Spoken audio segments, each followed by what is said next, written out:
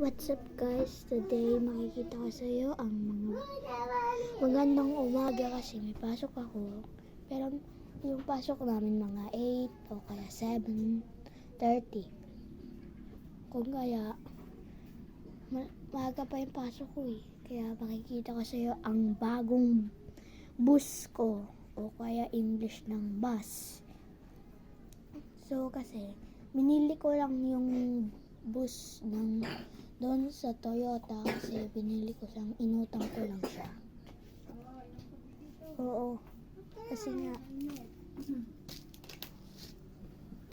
mga pinahiram ko lang siya ng bus kasi may trabaho pa ako na.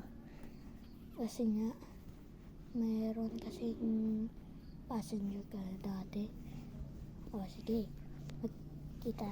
magkita tayo ng bus. Let's go!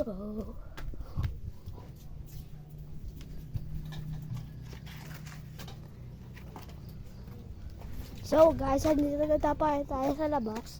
Meron po akong ipapakita dito ang aking bus ko. Kasi nga, dito yung mga alaga ko. Manok. Ano kaya yun? Di ka makapasok. So guys, let's go. Kasi magpapakita ko ng bus. Tingnan nyo.